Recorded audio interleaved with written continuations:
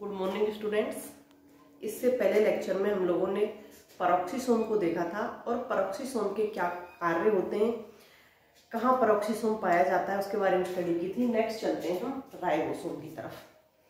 Ribosome बहुत ही छोटा कोशिकांग है। ये स्वतंत्र और संबद्ध दोनों रूप से पाया जाता है और इसके ऊपर किसी भी प्रकार की कोई मेम्ब्रेन नहीं पाई जाती। यूनिटलेस मेम्ब्रेनलेस कोशिकांग होता है। तो इसकी सबसे पहले खोज किसने की थी? अगर इसकी खोज की हम बात करें तो सबसे पहले कैलाडे ने खोज की थी और इसको माइक्रोसोम नाम दिया था, क्योंकि बहुत छोटा होता है और छोटा होने के कारण इसको माइक्रोसोम नाम दिया था। पीछे रॉबिन्सन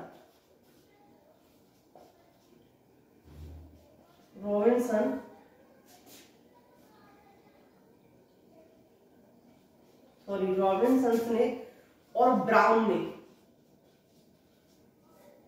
दोनों ने सेम का जो पादप होता है, सेम के पादप की जड़ों में देखा था। तो इसको किसमें खोजा? प्लांट्स में।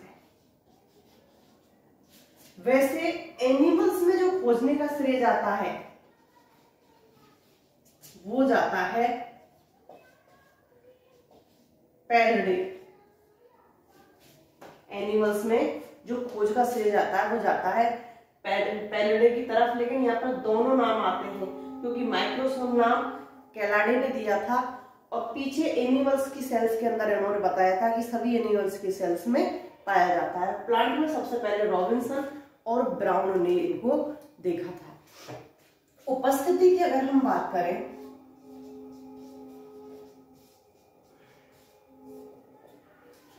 सभी प्रोकैरियोटिक सेल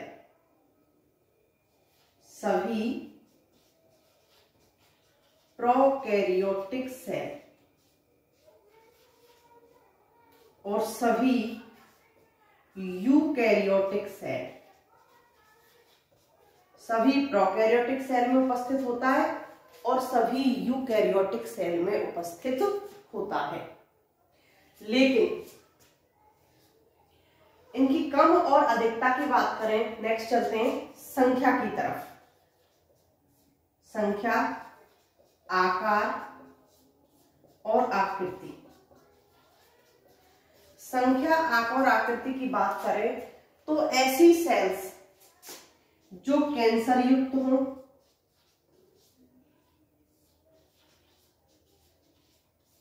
मेरिस्टेमेटिक हो, मेरिस्टेमेटिक सेल कैसी होती हैं? विभाजनशील, हमेशा विभाजन के लिए तैयार रहती हैं। तो ऐसी सेल जो कैंसर युक्त हो, मेरिस्टेमेटिक हो, ईस्ट सेल, इनके अंदर जो संख्या पाई जाती है, जो नंबर पाया जाता है, वो कैसा होता है? अधिक। नॉर्मल सेल से, अगर नॉर्मल सेल में ह्यूमन सेल की बात करते हैं तो ह्यूमन सेल में इनकी 10 लाख तक रिपोर्ट की गई है। एक ह्यूमन सेल में लगभग 10 लाख तक राइबोसोम पाए जाते हैं। तो यहाँ अगर कैंसर युक्त ह्यूमन सेल है तो इनकी संख्या 10 लाख से कहीं ज्यादा पाई जाएगी। तो यहाँ इनकी संख्या अधिक पाई जाती है। आकार, आकृति की बात करें तो आकार इनका 150 एंगस्ट्रॉम से लेकर के 250 एंगस्ट्रॉम तक नोट किया गया है। 150 से लेकर के 250 एंगस्ट्रॉम नोट किया गया है। और जो आकृति पाई जाती है, आकृति पाई जाती है गोलाकार,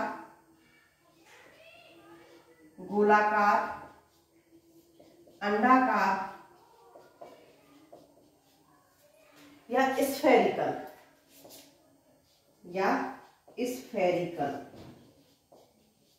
आकृति के मिलते हैं। क्योंकि जो छोटी सब यूनिट मिलती है, अभी आगे पढ़ेंगे तो स्फेरिकल में मिलती है छोटी सब यूनिट। तो इसकी आकार और आकृति, गोलाकार आकार 150 से 250 एंगस्ट्रॉम तक होता है और जो आकृति होती है वो गोलाकार, अंडाकार या स्फेरिकल रूप में पाई जाती है। नेक्स्ट बात करते हैं हम इसकी संरचना की। राइबोसोम की संरचना की अगर हम बात करें तो राइबोसोम की जो संरचना होती है वो जटिल होती है, क्योंकि राइबोसोम दो छोटी छोटी सब यूनिट से मिलकर के बना होता है, जिसमें से एक सब यूनिट बड़ी होती है और एक सब यूनिट छोटी होती है। काफी कोशिकांग तो छोटा है, लेकिन संरचना कैसी होती है? जटिल। तो इसकी संरचना के अध्ययन के लिए सबसे पहले हमें जो राइबोसोम युक्त सेल होती हैं उनका क्या करना पड़ता है? सेंट्रीफ्यूजन जो मशीन होती है तो वहां अपकेंद्रण करना पड़ता है। जब राइबोसोम का अपकेंद्रण करते हैं तो यहां पर एक आता है, स्वेडबर्ग ने दिया था ये सब चीज, और स्वेडबर्ग के सम्मान के रूप में यहां जो अपकेंद्रण की जो यूनिट है स्वेडबर्ग ने किया था, और जो यूनिट होती है वो यूनिट लेते हैं हम एस के रूप में स्वेडबर्ग के सम्मान में। तो जब अपकेंद्रण करते हैं तो राइबोसोम की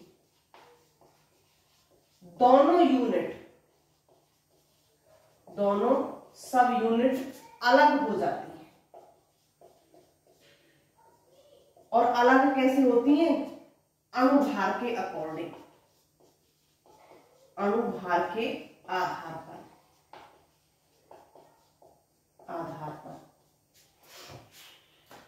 जिनका अणुभार कम होता है वो ऊपर की ओर आ जाती हैं, और जिनका ज्यादा होता है वो नीचे होती है।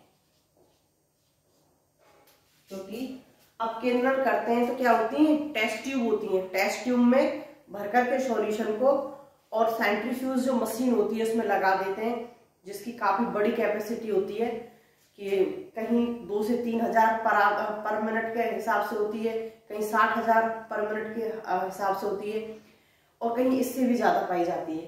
तो यहाँ जो कम अणुभार वाले राइबोसोम होते हैं, जो छोटी सब यूनिट होती है वो ऊपर की ओर होती है, और जो बड़ी सब यूनिट होती है वो नीचे की ओर तैरती अवस्था में होती है। तो यहाँ पर स्वेडबर्ग ने जो यूनिट दी थी एस, तो इसके आधार पर राइबोसोम की दोनों सब यूनिटों को अलग अलग कर लेते हैं। तो यहाँ पर प्रोकैरियोट्स में और यूकैरियोट्स में, पहले देखते हैं प्रोकैरियोट्स में। प्रोकैरियोट्स में जो राइबोसोम पाए जाते हैं वो पाए जाते हैं 70S वाले, क्योंकि एस यहाँ पर एक यूनिट के रूप में ली गई है, और ये 70S 50S की बड़ी सब यूनिट और 30S की छोटी सब यूनिट, ये बड़ी होती है और ये छोटी होती है। इन दोनों सब यूनिट से मिलकर के बड़े होते हैं। बड़ी सब यूनिट 50S की होती है और छोटी सब यूनिट 30S की होती है। यूकैरियोट्स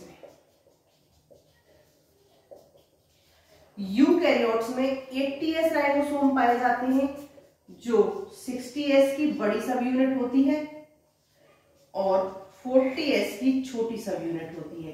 ये बड़ी होती है और ये छोटी होती है।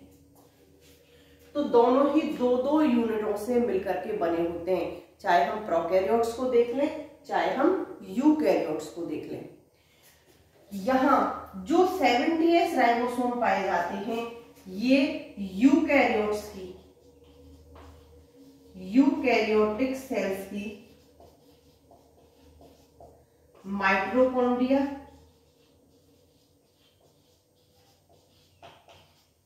और क्लोरोप्लास्ट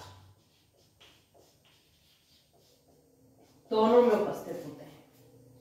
तो जो यूकैरियोट्स की माइटोकॉन्ड्रिया होती है और यूकैरियोट्स में जो क्लोरोप्लास्ट पाया जाता है, दोनों में ही 70S राइबोसोम पाए जाते हैं। नेक्स्ट चलते हैं कि जो यहाँ पर राइबोसोम मिल रहे हैं 70S और 80S, ये आपस में जुड़ते कैसे हैं? तो पहले थोड़ा बैक की तरफ चलते हैं। स्टूडेंट्स, बात करें हम प्रोकैरियोट्स की, तो जो प्रोकैरियोट्स होते हैं क्योंकि अभी हम जब उद्भव पढ़ेंगे तब हमारे पास आएंगी ये बातें कि प्रोकैरियोट्स में न्यूक्लियोलस नहीं पाई जाती। आप पढ़ चुके हो न्यूक्लियोलस को, तो वहां पर केंद्रिका नहीं पाई जाती। तो प्रोकैरियोट्स में साइटोप्लाज्म होता है, साइटोप्लाज्म से ही राइबोसोम का निर्माण होता है।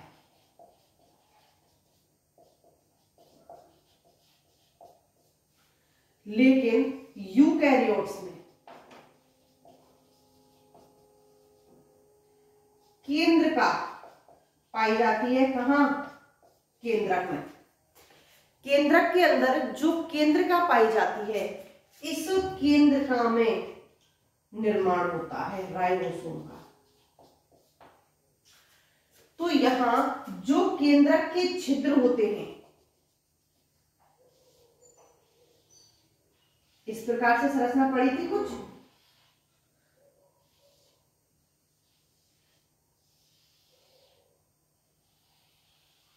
तो जो केंद्रक के छिद्र होते हैं, यहां पर राइबोसोम की यूनिट्स का निर्माण हो गया। किससे? केंद्रका से।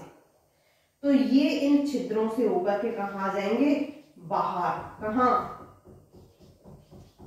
जो बाहर साइटोप्लाज्म है।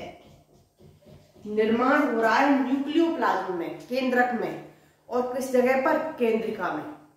और यहां से यूकैरियोट्स में दोनों सब यूनिट कहां जाती हैं? बाहर। तो यहां से दोनों सब यूनिट बाहर आकर साइटोप्लाज्म में आ जाएंगी। तो यहां पर प्रोकैरियोट्स में तो कोई झमेला ही नहीं है, क्योंकि दोनों की दोनों सब यूनिट कहां निर्मित हो रही है? साइटोप्लाज्म में। दोनों ही सब यूनिट, चाहे बड़ी सब यूनिट है चाहे छोटी सब यूनिट है, दोनों ही कैसी होती हैं? स्वतंत्र। दोनों सब यूनिट एक दूसरे से स्वतंत्र होती हैं, ये जुड़ी हुई नहीं होती।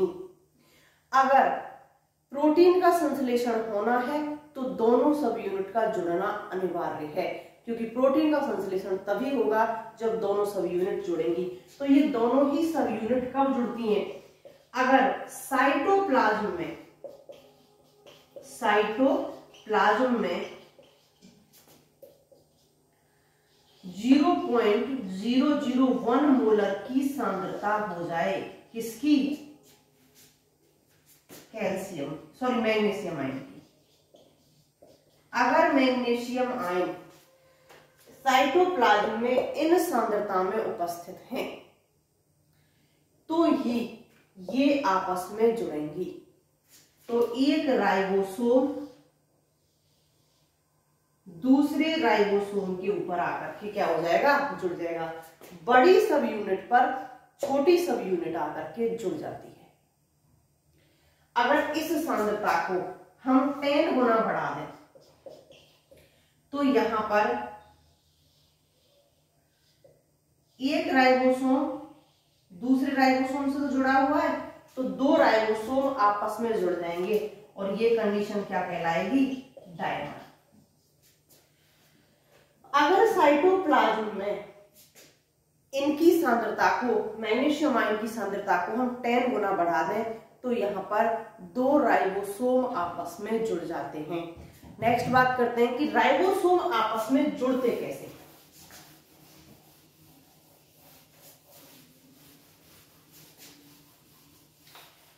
क्योंकि अगर दोनों राइबोसोम की सब यूनिट आपस में जुड़ रही हैं, तो इनके बीच में कोई खास संरचना तो होगी। तो यहां पर राइबोसोम की जो छोटी यूनिट होती है, राइबोसोम की छोटी सब यूनिट जो होती है, इस सब यूनिट में एक तो आधार होता है और दूसरा शीर्ष होता है। आधार और शीर्ष। शीर्ष जो होता है, इसके पास एक प्लेटफॉर्म होता है,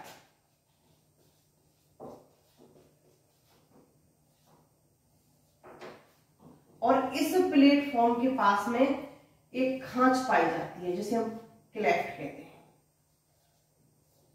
आधार और शीर्ष के दो पार्ट होते हैं और यहाँ शीर्ष के पास में एक प्लेटफॉर्म होता है और इस प्लेटफॉर्म के पास में एक खांच पाई जाती है। देखते हैं क्या होती है ये। बड़ी सब यूनिट में मुड़े होती हैं, उभार होते हैं, व्रंत होता है और खांच होती है। तो स्ट्रक्चर किस प्रकार की होगी? बड़ी सब यूनिट की हम स्ट्रक्चर देखते हैं। कुछ इस प्रकार की संरचनाएं होती हैं जिसमें दोनों साइड में ये मुड़ेर उपस्थित होंगी, बीच में ये उभार उपस्थित होगा, यहाँ ये खांच उपस्थित होंगी और इसका जो नीचे का सिरा है इसको क्या बोलेंगे हम? व्रंत। तो इस प्रकार से उपस्थित होती है। अब यहाँ शीर्ष पर जो प्लेटफॉर्म था जब खांच पाई जा रही थी वो तो इस खांच में आकर फिट हो जाएगी, उभार में आकर इसकी खांच इसके उभार में आकर के फिट हो जाएगी और यहाँ इस प्रकार से एक के ऊपर दूसरा सब यूनिट आकर के सेट हो जाएगी। तो इनकी संरचना इस प्रकार से होती है कि एक दूसरे में इस प्रकार से आकर इंटरलॉक हो जाए, क्योंकि इंटरलॉक होंगी तभी यहाँ पर ये जुड़ी हुई रहेंगी एक दूसरे के साथ में।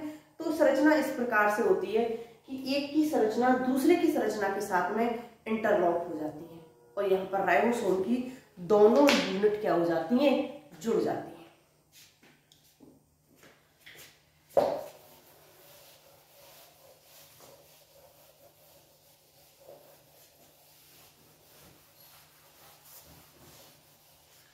राइबोसोम की दोनों यूनिट पर अगर हम बात करें एमआरएनए और टीआरएनए के जुड़ने की, पहले बात करते हैं हम राइबोसोम के जुड़ने की।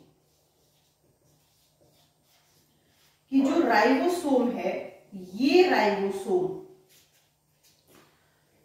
ईआर और न्यूक्लियस मेम्ब्रेन पर संलग्न कैसे होते हैं? ईआर और न्यूक्लियस मेम्ब्रेन पर संलग्न कैसे होते हैं? तो स्टूडेंट्स, जो राइबोसोम की बड़ी सब यूनिट होती है, राइबोसोम की बड़ी सब यूनिट होती है, ये बड़ी सब यूनिट किससे जुड़ जाती है? ईआर से या न्यूक्लियस मेम्ब्रेन से। हमेशा बड़ी सब यूनिट ही ईआर या न्यूक्लियस मेम्ब्रेन से जुड़ेगी, छोटी सब यूनिट नहीं जुड़ती है। बड़ी सब यूनिट पर टीआरएनए भी आकर जुड़ते हैं। जब प्रोटीन संश्लेषण का कार्य होगा तो यहाँ पर 2 टीआरएनए आकर के जुड़ जाएंगे और छोटी सब यूनिट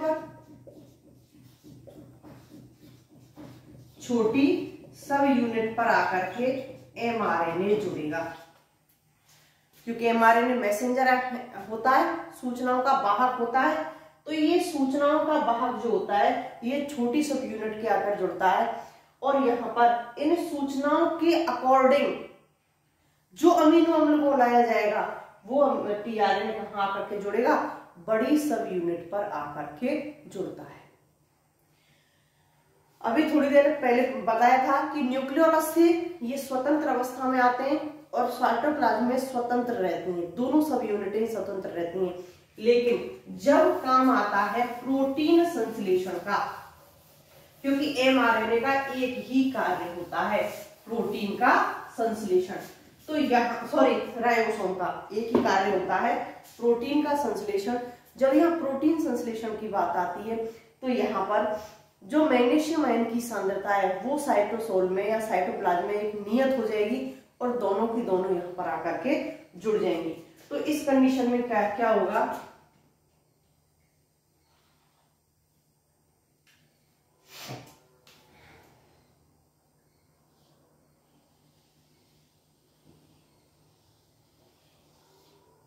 ये राइबोसोम की बड़ी सब यूनिट है, ये बड़ी सब यूनिट 3 पार्ट में डिवाइड होती है, ए, पी और ई। इस बड़ी सब यूनिट के ऊपर क्या उपस्थित है, छोटी सब यूनिट। इसके ऊपर छोटी सब यूनिट उपस्थित होगी। इस छोटी सब यूनिट से यहां पर क्या उपस्थित जुड़ा होगा, mRNA। यहां पर आकर के क्या जुड़ जाता है, mRNA। जब आप प्रोटीन संश्लेषण पढ़ोगे तब आपको पता चलेगी कि ये mRNA पर दोनों सब यूनिट कैसे खिसकती हैं। तो यहां mRNA आकर के जुड़ जाता है। अब ये जो है ये साइट कहलाती है एंट्री साइट या एंट्री साइट। ये एमिनो एसाइड होता है इस जगह पर।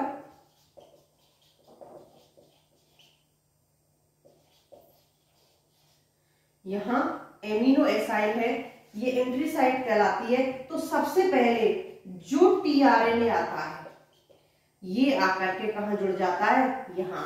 और ये टीआरएनए किनको लेकर के आता है, अमीनो अम्ल। जो टीआरएनए अमीनो अम्ल को लेकर के यहां आ रहा है, ये टीआरएनए एंट्री साइट से आकर के जुड़ जाएगा। अब क्या होगा, एंट्री साइट से अमीनो अम्ल यहां फ्री हो जाएंगे। इन अमीनो अम्ल को यहां पर क्या कर दिया जाएगा, फ्री। अमीनो अम्ल फ्री होने के बाद में कहां पहुंचेंगे, पी साइट पे। तो इसको बोलते हैं पेप्टाइड साइट। Peptide site. यहां जैसे ही अमीनो अम्ल आएंगे तो दो अमीनो अम्ल के मध्य यहां पर क्या होगा, पेप्टाइड बॉन्ड का फॉर्मेशन होगा। यहां पेप्टाइड बॉन्ड का फॉर्मेशन होता है। दो अमीनो अम्ल आपस में पेप्टाइड बंधों के द्वारा जुड़े होते हैं, तो यहां पर पेप्टाइड बंध का फॉर्मेशन हो जाएगा। आगे की तरफ ई साइट, इसको बोलते हैं हम एग्जिट साइट।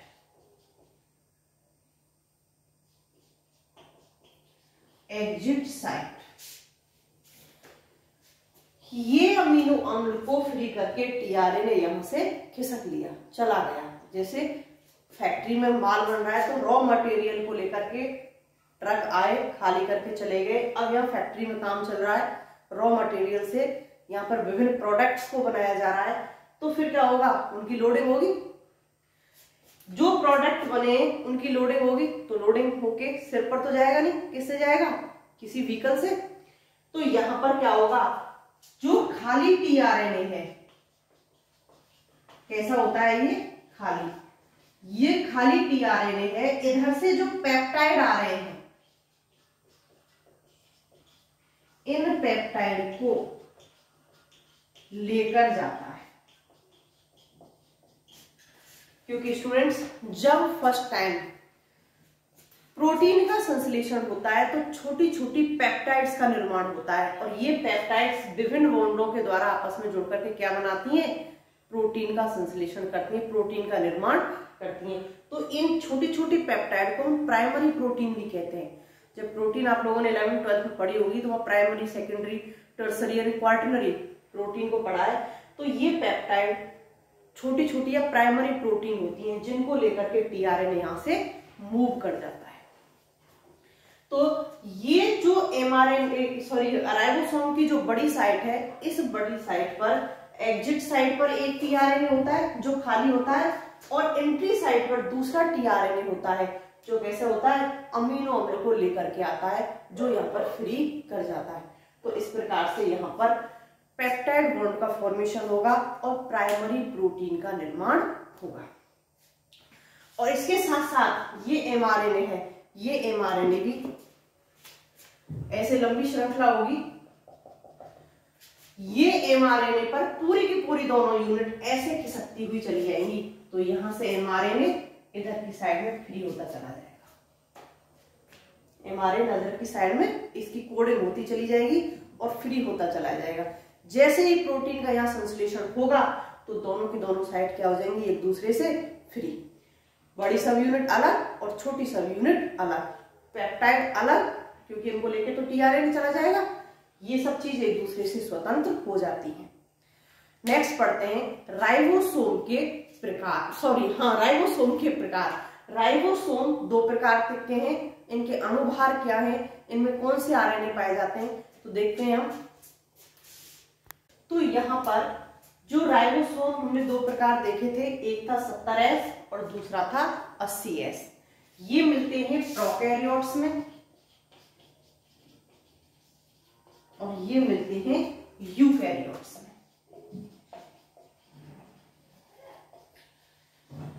इसकी दो सब यूनिट होती हैं 50S और 30S, और इसकी दो सब यूनिट होती हैं 60S और 40S। इसकी 50S और 30S। 50S का जो अणुभार होता है, 50S का अणुभार होता है 1.8 × 10⁶ डाल्टन। और यहाँ जो आरएनए होता है, क्योंकि प्रत्येक राइबोसोम प्रोटीन और आरएनए से मिलकर के बना होता है, तो यहाँ पर जो आरएनए पाया जाता है वो 23S प्रकार का पाया जाता है, और इस आरएनए का अणुभार होता है 1.2 × 10⁶ डाल्टन। डी मतलब डाल्टन। यहाँ इसकी बड़ी सब यूनिट का जो अणुभार मिलेगा वो 3 से लेकर के 3.6 × 10⁶ डाल्टन होगा। और 28S प्रकार का यहाँ पर आरएनए मिल रहा था, यहाँ 23S और यहाँ 28S, जिसका अणुभार होता है 1.5 से लेकर 1.8 × 10⁶ डाल्टन। छोटे सब यूनिट का जो अणुभार होता है 0.9 × 10⁶ डाल्टन होता है, और यहाँ 16S प्रकार का आरएनए मिलता है। यहाँ पर 10S प्रकार का आरएनए मिलेगा जो 0.8 से लेकर 1 × 10⁶ डाल्टन होगा, और इसका अणुभार होगा 1.5 से लेकर के 1.8 × 10⁶ डाल्टन। ये जो मिलते हैं ये आकार में छोटे होते हैं, आकार में छोटे होते हैं, और ये आकार में कैसे होते हैं, बड़े होते हैं।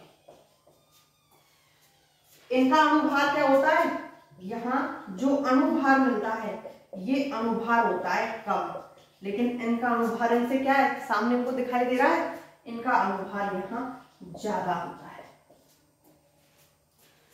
ये यूकैरियोट्स की पहले भी बताया है मैंने, माइटोकॉन्ड्रिया